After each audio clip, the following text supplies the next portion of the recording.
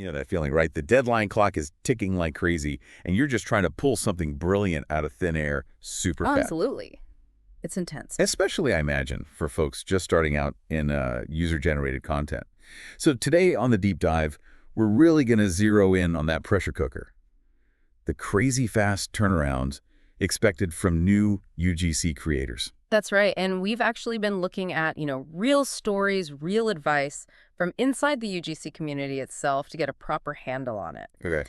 So the goal here is to kind of explore why these super quick deadlines can just, well, burn people out, and maybe more importantly, give you some actual strategies to handle it. Okay, let's definitely unpack that because sometimes it feels like brands think this stuff, this UGC, it just appears. hmm Like magic, but even a short video takes work, right? Oh, absolutely. It's a whole process. You've got the script, maybe a storyboard, then filming, obviously. Mm. Then the editing, which can be surprisingly detailed. Right. And then you've got the whole client feedback thing, the revisions. It stacks up. Yeah. And people often underestimate that total time. Yeah, we heard from one creator, Speedy But Stressed, I think. Mhm. They mentioned pulling all-nighters for just a 30-second clip because they underestimated the workflow. Mhm. Multiple all-nighters in 1 week. Wow.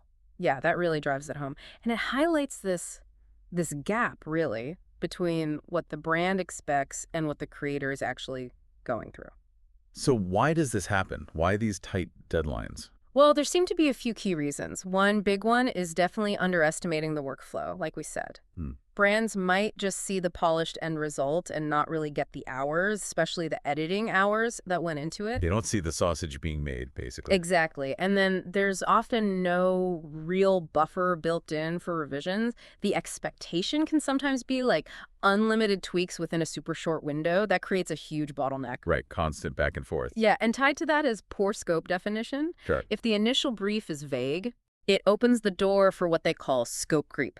Suddenly they need extra shots or want to change the messaging or need it in 3 different formats you didn't plan for. All added on later. All added later, squeezing the timeline even more. Plus, another factor is that a lot of new creators, they don't rigorously track their time. Okay, so they can't easily push back with data and say, look, this actually took X hours. Precisely. They don't have that concrete evidence. And we saw this reflected in the community comments, too. Yeah, what were some examples? Well, there was edit overload.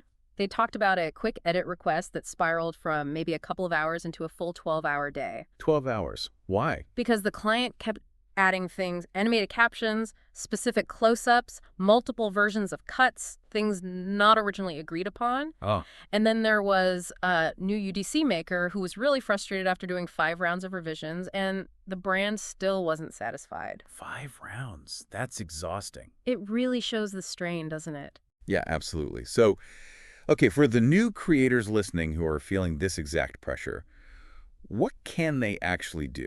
What are the practical steps to avoid just, crashing and burning?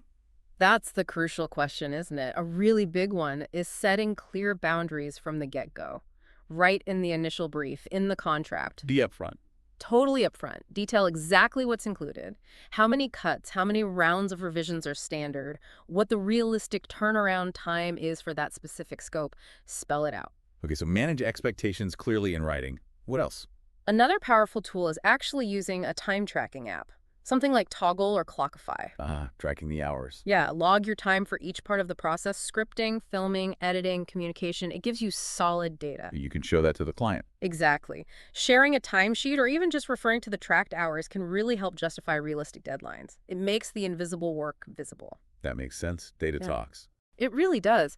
Also, consciously build revision buffers into your timeline. Don't just schedule up to the delivery date. Add a day or two specifically for client feedback and making those changes. And tell them that's factored in. Yes, communicate it up front. The timeline includes X days for revisions. It manages expectations. Then there's a practical tip for filming.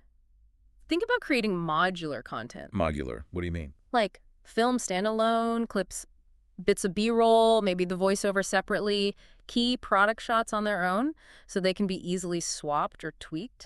So a small change doesn't mean reshooting everything. Precisely. It makes minor edits much faster and less painful. Yeah. Another efficiency thing is batching review sessions. Instead of constant emails. Right. Instead of sending every tiny tweak back and forth, try to group feedback and revisions into maybe 1 or 2 focus sessions. Less disruptive, more productive. Okay, streamline the feedback loop. And finally, look, sometimes the deadline is just genuinely tight. In those cases, learning to embrace good enough for the initial draft can be key. Focus on getting the core message and the main visuals right first. You can polish later if there's time. Prioritize the essentials when you're up against it. Exactly. Yeah. Get the foundation solid. So wrapping it up, it really sounds like it comes down to having solid processes, communicating super clearly, and setting those realistic expectations. That's the way to avoid burnout with these fast UGC turnarounds. That's the core of it. And implementing these things, it's not just about protecting your own sanity, though that's huge. It usually leads to better work and actually stronger, more respectful relationships with the brands, too. Right. A win-win, hopefully. Definitely. And, it does make you wonder, as more creators start using things like time tracking, making that effort transparent, Mhm. how might that increased visibility, that data, eventually change how clients perceive the value and the actual effort involved in creating really good UGC? That transparency could reshape expectations over time. That's a really interesting thought to leave people with. How transparency might shift the whole dynamic.